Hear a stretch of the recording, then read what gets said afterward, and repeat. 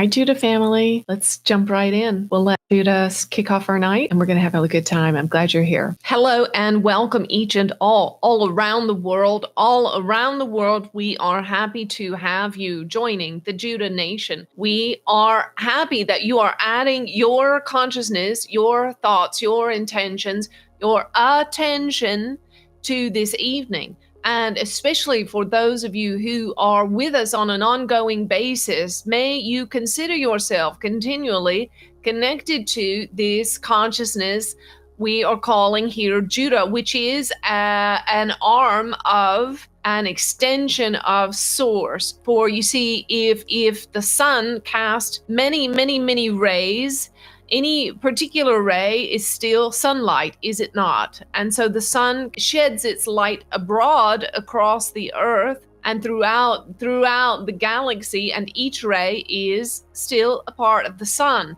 Judah is a ray or a focus of source energy, as a ray of the sun is part of the sun. And so know and understand that we are a particular pointer ray spectrum, a representation of source energy. And for whatever reasons, perhaps you have some that you're aware of, perhaps others that you are not, you are attracted to our collective. You find something of life, something of joy, something challenging, something awakening, something empowering in the things that we have to say.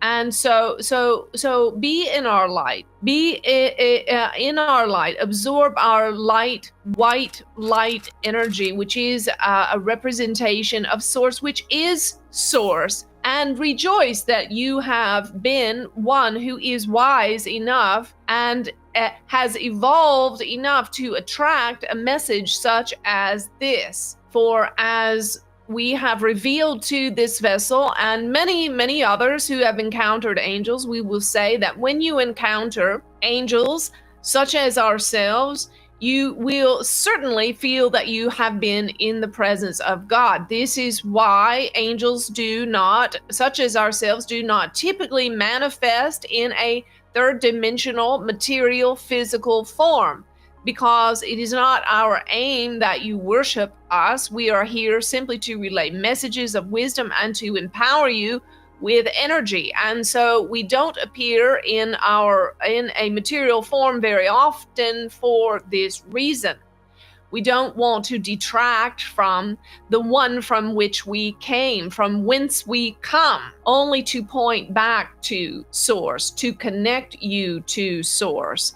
And so you will find, though, as we were revealing here, that were you to see us in a material form, you would feel as if you had experienced and witnessed being in the presence of God. And in truth, you would have been in the presence of God, for we expressly represent aspects, many aspects of the character of God, of all that is. Now, as we have taught this vessel to share with you, many of you have hang-ups about this word God. We encourage you not to stumble or trip on that. We are not here to promote any religion or religious paradigms or ways of thinking, because although there are many religions, and we would say almost all religions contain elements of truth and insight and enlightenment, none of them can come close.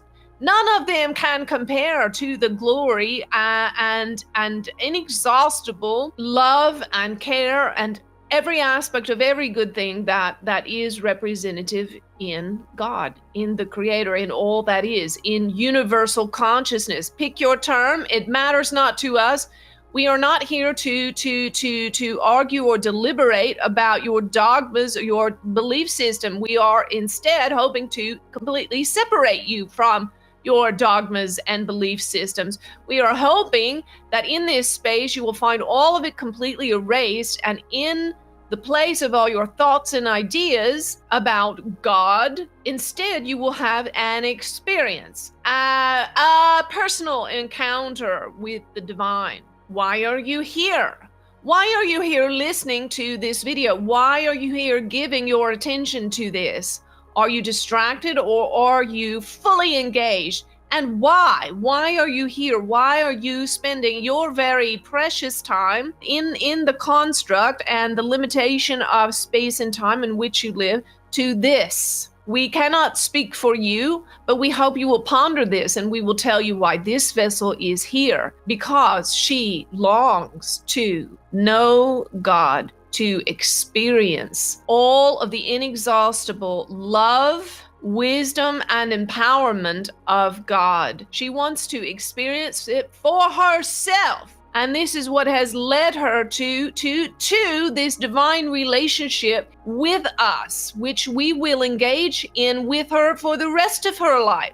There's nothing she can do to disqualify herself from her relationship with us. She is chosen. And if you choose to think of yourself in that manner, then you are chosen as well. And so it was her passion, her desire to transcend the pain and suffering of her limited egoic constructs in order to really kiss the face of God and know what that is, to be immersed in divinity, love, empowerment, and wisdom. And that is why she is here. And now, as she has continued on in her relationship with us, her only desire is to give you the same experience. She is not here for you to think highly of her or revere her in any way, or to see her as some guru or instructor or any such thing.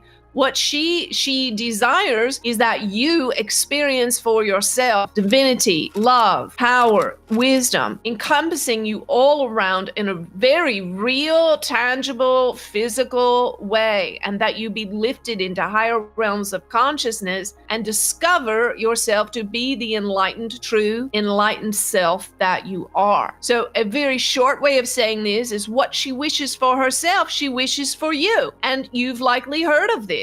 It was the Christ who established this, and it is called the golden rule. Your teacher likely taught, or your mother taught you this: do to others what you would have them do to you. Well, the Christ said it in that way, but he also said it in another way. Once some religious zealots who were perfectionist and legalist, and they desired to trick him into saying something that would discredit him or prove him to be false. And so they said to him, Master, you know the scriptures, knowing that as a young Jewish boy, he would have been required to memorize the Pentateuch in its entirety, word for word, all of the first 5 books of the Torah. And they said to him, Master, you know the scripture, now tell us, of all the words there, what is most important? What is most important? And see, his mastery showed through. In his wise answer, he said, this is what is most important. Love God and love yourself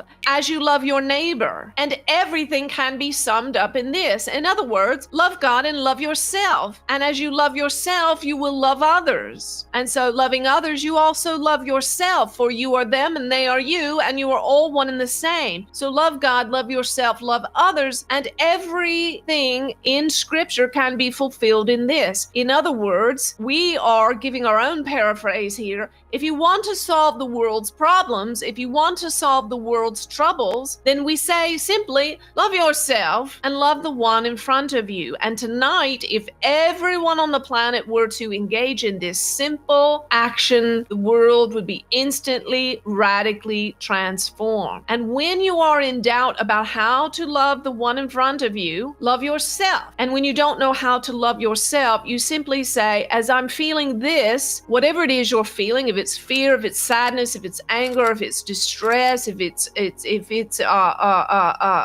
insanity, whatever it is, tell yourself, even though I'm feeling this, I deeply love and accept myself. I deeply deeply love and accept myself for what we are teaching this vessel on a personal level at this time, which is profound in its implication for her and profound in its implication going forward in her work with us, is this. Well, of course, it's easy to love the parts of you that are nice and sweet and gentle and intelligent and competent and worthwhile and so on, and pleasing to the world and up to snuff, as they say, with the world's standards. But to love your dark parts, to love your hedonistic parts, to love your addicted parts or your selfish parts or your narcissistic parts. You cannot know yourself, you cannot love yourself and know yourself as God or know God at all or know the love of God until you have embraced these darker parts of you. So love yourself, my dear, love yourselves. And as you head into this holiday season, know that this is the task for you. Love yourself and love the one in front of you. If you're not sure of how to love the one in front of you, go back to loving yourself. And if you don't know how to do that, you can simply say, WWJD, what would Judah do? WWJD, what would Judah do? And you may come and visit this channel and listen, and there you will find some insight and some breakthroughs in order to begin loving yourself in the fashion that God loves you. Because you see, God loves you is not a silly, trite, worn out phrase. It is a reality. No matter what you do, where you go, who you harm, who you rescue, no matter what a hero or a decrepit and lost soul you are, God loves you. God loves you. And there is nothing you can do to separate yourself from God's love except to think the wrong thought. And with that, we are going to turn it over to this vessel who has prepared lovingly for your interchange with her tonight. And we are here as she speaks. We are relaxing in the background, but here nevertheless. And we will, as you say, pipe up if we so feel compelled. And we leave it to her now to teach you more about how to communicate powerfully and effectively in the unseen realm from which we are now expressing this message from the quantum field. Good. Whew, I need a breath after that. Thank you, Judah. All right, if we haven't met, I'm Angie Hipple. Welcome to the Judah channel. If it's your first time or your 1000th time, you are so very welcome here. We love you. We'd love for you to be a part of this beautiful, collective, global consciousness. We have friends all over the world, such a loving family. And I'm joined by my sweetheart Chuck and our friend Megan here tonight. And we're going to jump in with talking about how you can communicate effectively in the quantum field. And what in the world is that anyway? Crazy word. You know, there's a lot of really amazing spiritual teachers out there, and we deeply love and appreciate all of them and what their journey and their revelation brings to all of us as we grow. One of the things that makes us a little different here is that our goal is to really make all of this woo-woo, wild, metaphysical stuff very clear, simple, elementary, and applicable to your everyday life, whether you're the president or a waitress or a dog walker or a mother or a grandmother, whatever it is that you're doing in life. We want what is said here to be of benefit to your life so that it changes your life experience. So that's where my elementary school teacher parts sometimes come in handy. All right, here we go. Tonight, we're going to learn about the mystery of the quantum field and how we can effectively communicate with it through our thoughts, our intention and attention. Intention and attention. So here's the truth. We are all creating all day long and all night long, even in our dream state, whether we want to or not, whether we know it or not. So whether you're flying high as a kite tonight, or whether you're maybe sleeping in a cold, dark alley, looking at your cell phone right now, and you're out on the street with no place to go, whatever your situation is, your station in life at this very moment, you have created it, whether you think you did or not. So we are always creating two ways. And hang with me, because I know that's a tough one to hear, really tough one to hear. But I'm going to give you some insight into it. So we're always creating either consciously or unconsciously. We are individually creating our own personal experience. We are co-creating experiences with other people. A lot of you, probably like me, you've been with your family over Thanksgiving weekend and creating all kinds of different experiences. Maybe some of them really incredible and wonderful, maybe some of them really painful and difficult, and a lot of things in between. So we're creating individually, we're creating, co-creating with others, creating collectively on a mass level. Nations are creating peace or war. Nations are creating systems of thought, supporting religions or collective consciousness. Educational systems can have a collective consciousness. The place where you work has a collective consciousness. So there are many of these different collective consciousnesses, and we are a part of what they are creating. We are contributing, whether we intend to or not, whether we're aware of it or not. So, and all this is scientific, and there is evidence to support what I'm saying. So if you don't believe what I'm saying, I'm cool with that. Check me out. Do your research. It's okay to be skeptical. There's nothing wrong with that. Okay, so all of our thoughts and emotions are creative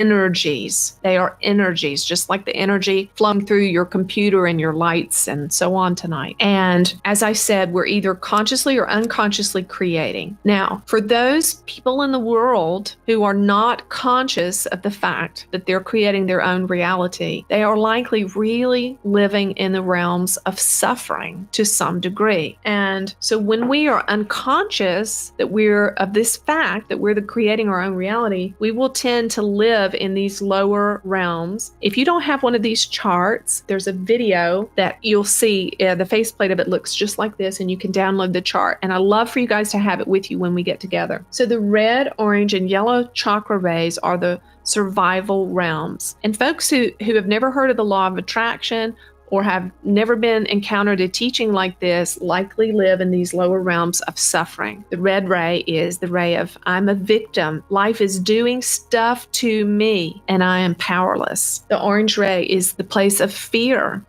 And if you live primarily in the orange ray, one of the ways that you'll be aware of that is that you'll have a tendency to want to control things, to control yourself, control others, control circumstances. I had a very precious friend one time, I don't know, a couple of decades ago, that said to me, in a moment of frustration, you are so codependent. And I didn't even know what that word meant. I think I'd heard it, but I wasn't that familiar with it. And I went and looked it up and looked up the definitions. I was like, oh shit, I really am. I'm so codependent. And one of the things that codependents do is they try to control everything in their environment, people, places, and things, because they're so afraid inside. So I'm thankful to her because, she gave me a gift. She woke me up to the fact that I was of what I was, how I was behaving, what I was doing, and how it was affecting my life. If you're in that orange ray tonight, it's cool. It's okay. When you catch yourself controlling and feeling afraid, relax, go easy on yourself. Control means you're afraid of something. So what would you do with a child that's fearful or afraid? Would you scold them? Would you spank them? Would you tell them to shape up? No. You would love them. You'd put your arms around them and say, it's okay. I love you. I'm going to keep you safe, right? Yellow ray. This is the ray of where we feel a lot of anger because, and this is a lot of times the area where we start waking up in this yellow and green area. We begin what's called an awakening process. And we wake up and we go, oh my God, it's all bullshit. The American dream and everything they've taught, it doesn't work. It's not even, oh my gosh, everything that everybody told me is not even workable or possible. You just sort of wake up to all the lies and conditioning. And so then when we get into this green ray here, which is the heart space, everybody take a deep breath, heart space, put your hand over your heart. This is where we start to begin to maybe, possibly, hopefully be willing to admit that maybe my thoughts and emotions are creating some of this stuff that I'm experiencing that I don't like. Maybe I am the creator of some of my reality. I'm not willing to claim all of it yet because I want to blame some people for some of the stuff, my mom and my dad and this and that and the other, but I do see how my thoughts and emotions are probably causing me some trouble in some areas, and I'm doing some of this stuff to myself. So that's what starts happening in this yellow-green ray. When I met Chuck and we started dating, stuff would happen to me, crazy stuff, like, I don't know, like I was teaching school one time and I had these parents and this child make these really wild, off-the-wall accusations, and I had all these meetings and conversations with the parents and the principal and all that. And Chuck said, "Why did you create that?" And I thought, what? Are you really blaming me for what's happening? Are you saying it's me that I caused this? Well, yeah, I had to look into that. And so our thoughts and emotions are connected in these loops. So to finish that story, one of the greatest gifts that Chuck contributed to my awakening and enlightenment process is that he refused to allow me to blame others, him, or life for whatever was going on with me. He insisted that I buy the truth, that I was creating my own reality. And a lot of times it felt really harsh, but it really helped me to grow quickly. So our thoughts and emotions are connected in these loops. They're always connected. There's rarely a thought that isn't followed by an emotion. And if there is, if you are one of those people who can have a thought and really be kind of a blank slate emotionally, completely most of the time, then you're likely an enlightened being. So these thoughts come paired up with emotions. And when we give our attention is the key word for tonight here when we're talking about the quantum field. When we give our attention to that thought emotion, it amplifies it. It's like giving a mic to it, okay? And those thought emotion loops, as we give attention to them, they gain momentum and force. And this is like a snowball. It could start at the top of the hill and be a little snowball, but as it continues rolling down the hill, it picks up more and more and more debris until it's huge by the time it stops at the bottom of the hill. So this is how our thought and emotional loops are. They are picking up more thoughts and more thoughts and more emotions and more thoughts. And so one thought will lead you to feel a little afraid. And then once you feel that fear, you'll have another thought to support that fear, to support the original sponsoring thought, we'll call it. And so this will naturally, as this snowball picks up steam and momentum and is rolling down the hill, you'll start to feel more intense emotions, and there'll be more momentum and reactivity behind your feelings about a certain thing. So understand that thoughts are what are driving our emotions. And most of the time, if we'd address the thought, the emotion would just kind of go flat and it would lose its punch, its intensity. The Buddha said, "What you think, you become." And he also said, "Nothing can harm you as much as your own thoughts unguarded."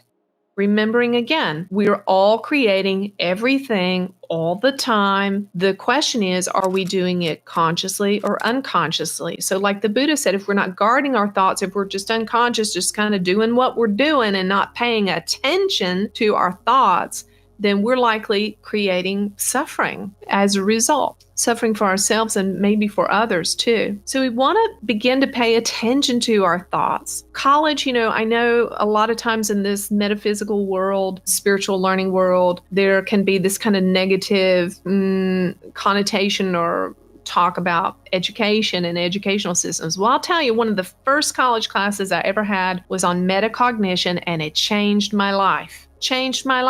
Because metacognition is the idea that you can think about your thinking. You can think about your thinking, you can observe your thinking. And this is one of the ways meditation is a way that we can really relax the attached ego mind that's driven by our amygdala. And meditation is always going to be the go-to that we talk about here. But also, metacognition is a really important way that you can grab the reins of that monkey mind. So thinking about your thinking, pay really special attention to thoughts, especially the ones you verbalize, which are exponentially more powerful than just thinking them, that have words like always, nothing, never, and nobody. Those are the really powerful ones that likely have a lot of karma and intensity and a whole collage of memories, painful memories behind them. such as, I always blow it, or I always pick the wrong kind of guy, or I'm always alone on the holidays, or nothing ever works out for me, or I'm never going to be healthy again, or I'm never going to be the weight that I was when I was 20. I don't know what these statements are, but they have the words always, nothing, never, and nobody. And these are super powerful. They got a power punch behind them. So when you hear those, you need to work on those, okay? You got to work on them. So you can call up for a session. We're going to have some tools for you, and starting in the beginning of the year, I'm going to record some audio treatment sessions for you that you can listen to at home and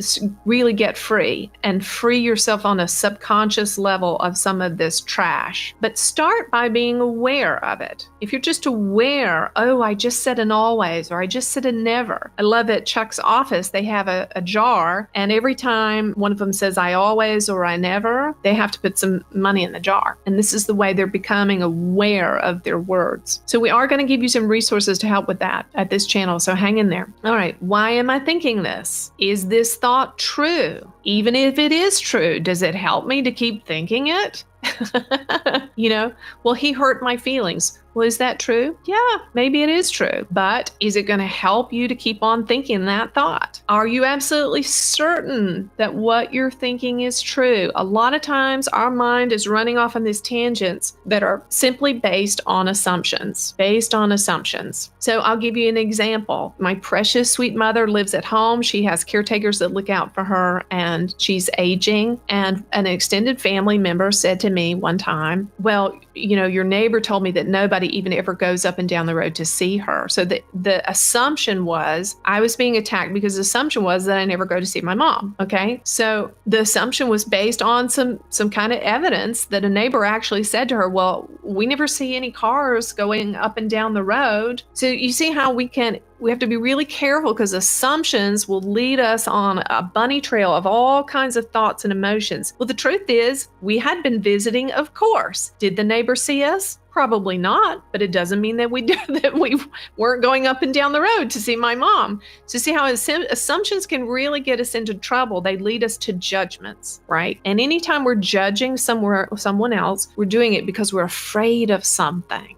So if you again, always come back to this. If you catch yourself judging, don't beat yourself up. Say, even though I'm judging right now, I choose to love and accept myself. I choose to love and accept myself, even though I'm judging. I'm going to get to the root of what this fear is. So think about your thoughts. Metacognition. Is this thought aligned with what I believe? And is what I believe even worth believing? Or is it old? Does it need to be thrown out? And is this thought aligned with what I would rather believe, what I want to believe? Now, if you've done the course with us, or you're going to do the course with us, week 1 sunflower strategy is such a powerful, powerful, powerful strategy for getting a hold of your thoughts. It's powerful enough that it will stop interrupting patterns that you have until you can clear out some of the garbage. Ask yourself, if I keep giving this thought attention, what is it going to lead to? What is it going to lead to? You see, 95% of our thoughts are unconscious, and only 5 of them are conscious. Think about that. That's crazy, right? So we have between 5,000 and 60,000 thoughts a day. And this is why enlightened beings are imploring us to, like Eckhart Tolle, stay present, stay in the moment. Keep your thoughts where your butt is. Okay? Keep your thoughts where your body is. Be in the moment. So in the red, orange, and yellow rays, when we are living consistently in these areas, now I'm not talking about a lot of you guys, I would say most of you, if you're attracted to a channel like this, you're probably at least primarily yellow ray and green, and some of you are up in these higher rays. But even in these higher rays, you may still have some parts of your personality that are in these lower rays that still give you trouble from time to time. That's normal. So even when you're up in here, you're going to have some of these issues. When you live consistently in these lower areas, you are really being primarily driven by subconscious beliefs on old memories and conditioning. And once we get into the yellow and green rays, we start to become open to the possibility that our thoughts are creating our reality. So we talk a lot about, if you've been following, we talk a lot about how to get in this green ray. And the reason is that's our heart space.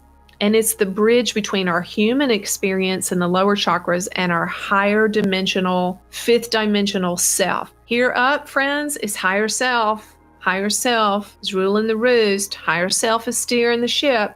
Higher self is setting the course for your life. So the heart chakra is the bridge between the suffering and the more difficult, painful emotions and thoughts in the lower chakras and all the goodies where angels like Judah and your spirit guides are speaking to you continually and giving you support and reinforcement and confirmation and wisdom for the living of your life. So the way we get there is by systematically moving ourselves into the heart chakra. Do you have anything, sweetie? For me, and my experience is that I wouldn't say I'm thinking about my thinking. I would say I'm observing my thinking. Good. So the green ray task, getting into that heart chakra space, that is the part of our spiritual journey where we start to begin to be willing to buy into the universal law of attraction and the law of attention. Okay, so at that point, we begin to have some awareness in this heart chakra space. Okay, I see. I'm going to accept what people are telling me here, that I am consciously and unconsciously creating my reality. So a good motto or affirmation or bit of work that you can do to help you get in this green ray space is to say, I create my life. I create my life. I create my life. Now, it's fun to say it when things are going well and synchronicities are happening and the goodies are coming and all that. And yay, yes, you want to rejoice and celebrate about that. But can you say it when something really shitty is going on? When somebody's being rude to you or somebody stole money from you or whatever it is that's difficult for you or you're sick? Can you say, okay, I don't know why or how exactly I created this sickness or whatever it is, but I'm going to just act as if I created it. I'm going to act as if I created this. And so when we can do that, act as if, that's acceptance, right? Acceptance is the big task of the green ray space. I'm accepting the good, the bad, and everything in between. I'm going to embrace it and stop resisting it. Whatever is. And I know that on some level, my soul chose it for a reason. Even those of us who have really horrifying, traumatic things that have happened, sexual abuse and really torture, war, different things like that. What we can know that on some level, our soul chose it for the evolution of our soul.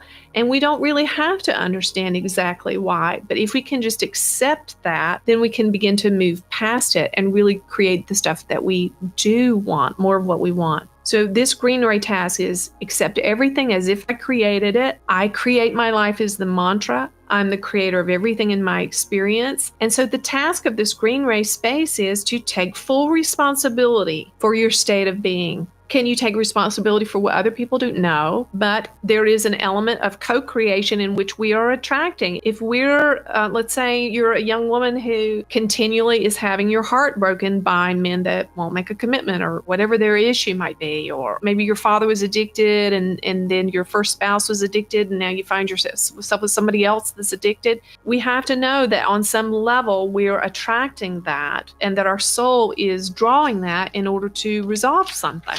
So accepting all of our thoughts without any judgment. And as Chuck said, he's right. He said, thinking about your thinking is not the best way to say it. It's more to observe your thoughts, right? And this is where we get this phrase that we hear a lot called observer effect. And I'm going to talk a little bit more about that in regards to the quantum field. So to be more accurate, as he was indicating, instead of saying thinking about your thinking, what you're doing is you're observing your thinking, or you're allowing yourself to bring your thinking into question and to call it into awareness. So instead of just letting thoughts run around like feral children, you're holding some accountability for your thoughts. Yes? And one of the things about observing is you learn that you're not your thoughts. Right. And then it's like, well, who is this observing? Mm-hmm. Exactly. And that's a whole nother night that we'll do sometime. But I do want to answer that, because who is it that's doing the observing? It's your higher self. It's your super conscious. It's your God self. It's the true you. It's your highest best self. It's your God part. It's the part of you that's connected to universal consciousness, that has access to all wisdom, information, insight, and understanding. It's the part of you that's perfect, flawless, blameless, eternal, will never die no matter what happens to your body. That is the observer, okay? And even psychologists and highly trained experimental psychologists that work with trauma victims, I'm talking about victims of the most heinous things you can imagine, including torture. They have found that when they work with these folks on a hypnosis level or a deep subconscious level, that there is a part of them that is completely undamaged by what happened to them. That is the observer part, okay? So no matter what you've been through, there is within you this God part, this observer, who is a loving, wise, eternal soul that can handle all these feral children running around in your head called thoughts.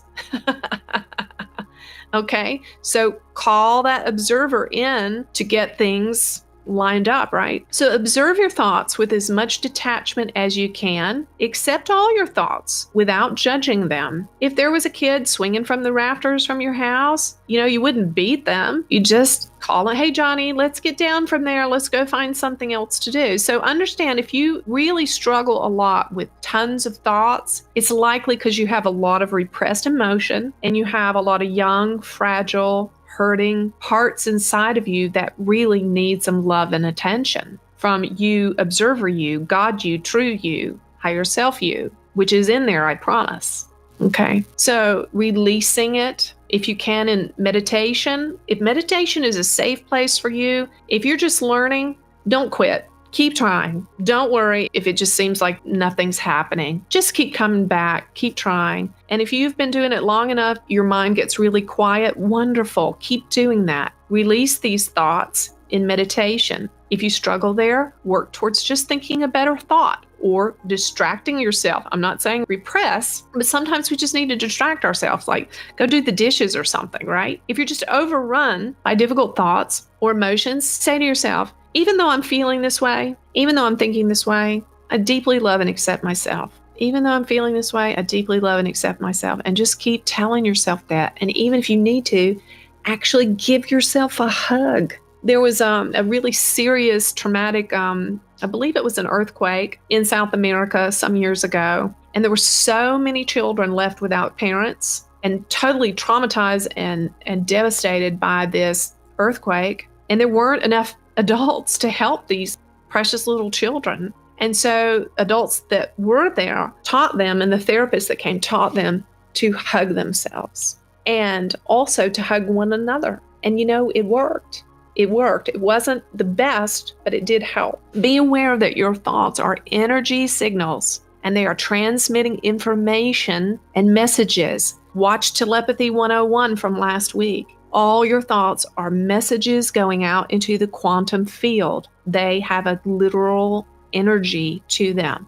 This is not metaphysical hoodoo. This is science. We even actually burn calories when we think, especially if we're thinking very intensely. So every thought is a tangible energy. It's a power, and it has power to transform reality. Now, one of the easiest ways that we can know that this is true is through muscle testing. So Chuck might want to jump in here because he's the master of this. Muscle testing is a science called kinesiology, and this is how we learned that our thoughts are powerful, that they have energy, and the energy can either strengthen or it can weaken, strengthen the body or weaken it. So if a person was standing with their arm out, let's say just in their head, they said, I'm a weak and unworthy person. I'm a weak and unworthy person. I'm a weak and unworthy person. I'm a weak and unworthy person.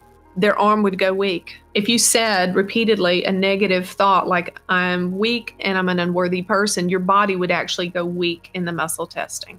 And if you said, I'm a powerful, worthy person, I'm a lovable person, I'm a powerful, worthy person, then your muscles would hold strong. So this is how we can understand that our thoughts are actually making us sick a lot of the time, right? If you're thinking certain thoughts, they're actually going to weaken your systems. And you're thinking better thoughts, it's actually going to be more strength into your body. You have any more on that, sweetie? No, that's good. The only thing is, if you say, I believe I am a lovable person, okay, that's true, absolutely. But be careful, because if you add one word in there, I believe I'm a lovable person, that might be completely different. Like a lot of people do, we don't believe when we don't love ourselves. So that would be different. So you have to be careful. The words that you use when you're muscle testing are very, very important. Your unconscious mind takes everything literally, literally. And the simpler the question, the better. And if you haven't encountered muscle testing and this is curiosity for you, we would say around here, it's like a tool that we use constantly. I use this tool all day long, every day, to connect to source, to Judah, to my higher self, to ask questions about everything you can imagine. Like, I need to have my roof done. Is this person trustworthy? Are they telling, whatever. I use it for everything. If you would like to learn this skill, you can learn it in week 7 of the True You Accelerator course that's available at thejudahchannel.com. Okay, so let's wrap this up by talking about the quantum field. So what is the quantum field, and what does all this that we've talked about up until now tonight, what does that have to do with the quantum field? And what effect does our mind have, if any, on this field? How are we going to effectively communicate and create in the quantum field? Well, I can tell you, you're already doing it, whether you want to or not. So being aware of that fact can revolutionize everything. And if you're willing to just even consider that perhaps maybe I might be telling the truth when I say that you're creating your own reality, then you're on the right track. So acting as if you're creating everything in your reality. So the quantum field, in quantum physicists, tell us that everything that we are experiencing, whether visible or invisible to the human eye, is made up of these mysterious energies called quantum fields. All right, let's think about that again. Everything we can see and everything we can't see are made up of these mysterious energies called quantum fields. They are fluid-like. They're invisible. Sometimes they act like particles. Sometimes they act like waves. They can take on forms, like these light particles in the quantum fields can take on forms like DNA strands and different things like that. And these quantum fields actually flow right through us. Okay, so all this is scientific. This is not something I made up. The thing is, what they've discovered is there are waves everywhere in the quantum field. And when an intention hits that wave from us, it turns into a particle. Yes. So I know that a lot of you probably already know about this. So what I'm going to mention on this, in case you don't, is you can look this up. It's called the double slit experiment. And there's lots of it on YouTube, so I'm not going to go into all of it here. But what I want you to know about this double slit experiment is this. When the scientists observed light, it changed. It began to behave differently. It did unique and unexpected things. When the scientists turned away and no longer gave the light their attention, their thoughts, their focus, their attention, then the light went back to just behaving as a wave. So what you need to take away from this more than anything is just to understand that what you give attention to actually creates matter, moves energy, forms realities. Okay, so the photons of light in this double slit experiment were responding to being watched. Now, this reminds me of when I went to school to become a teacher. We were taught, one of the first things we were taught about how to discipline children or keep children in line was called the teacher look.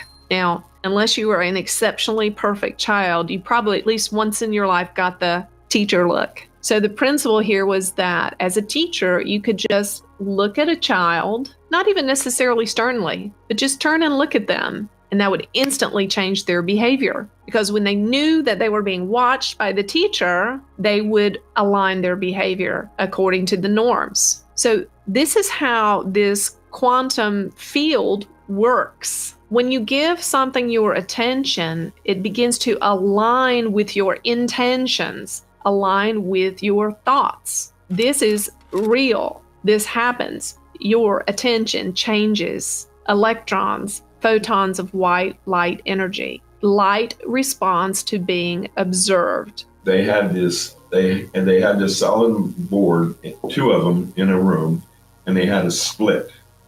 A split in each one, and they would fire photons in that direction. If nobody was scientist was in the room, they would just be at random all over. Random particles of light. When one scientist was in there, they'd all go through the split on the right side.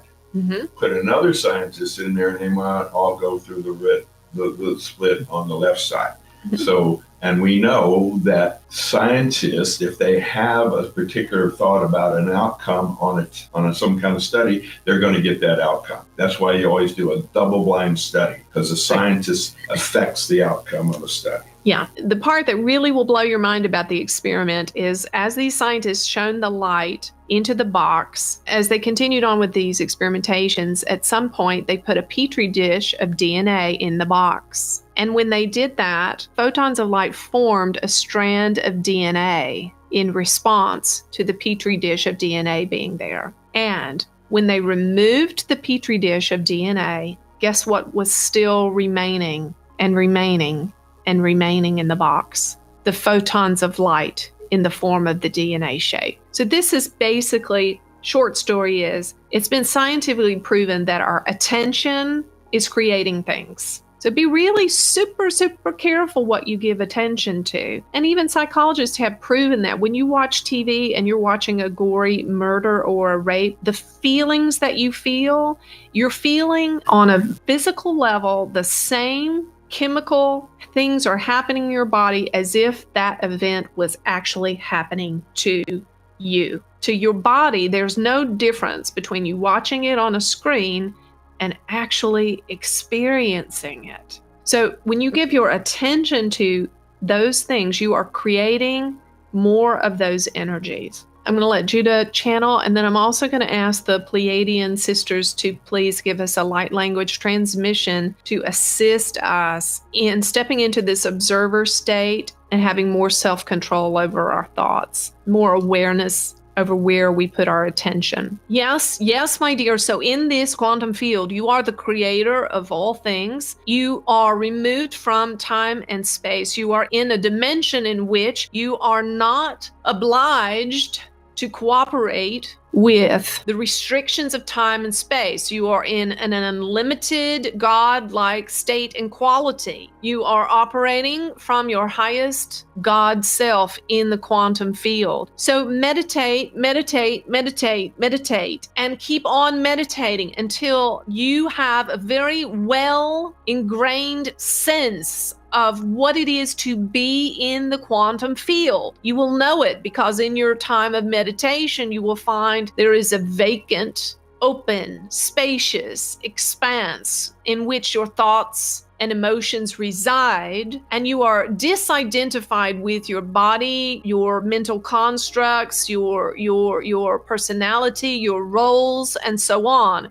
And you feel yourself to be expansive, to be a nobody, a nowhere in no particular space of time, as Joe Dispenza has taught you all very well. So continue on meditating and experiencing this quantum field. And then when you're there, and you're there, and you're there, and you're there, then begin to create in the realm of the quantum field. And not in this meditation state, be aware, be aware you are giving your attention. If you want to grow something, give it your attention. If you don't want to grow it, if you don't want more of it, withdraw your attention.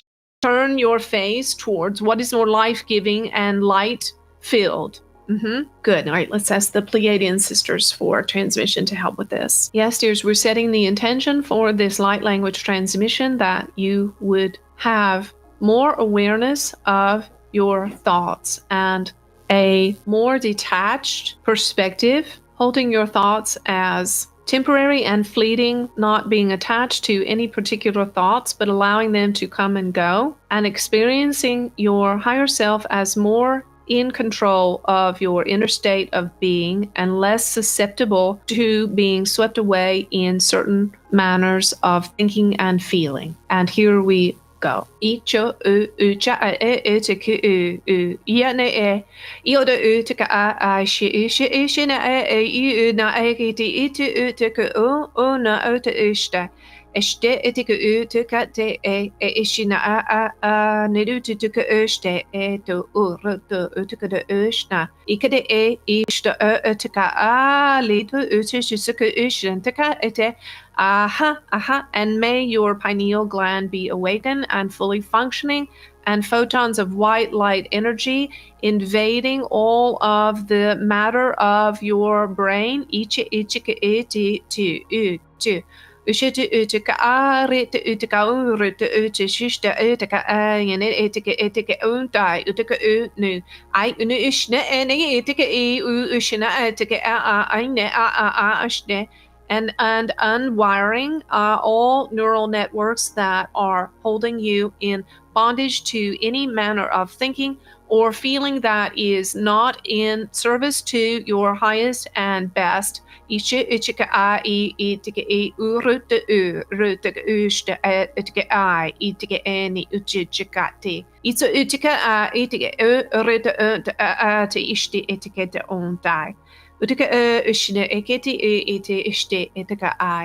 And may your thoughts be at peace, and may you create what is in the blueprint of God's greatest affection and attention for you. Good. Wonderful. Okay, I hope that some of you will get to come and see us in Charlotte, North Carolina next Saturday night, first Saturdays at 7 p.m. You can register online. We have a few spots left. I think that's it for news. We look forward to seeing you, and thank you for being here. We love you. Have a great week. Make it a great week.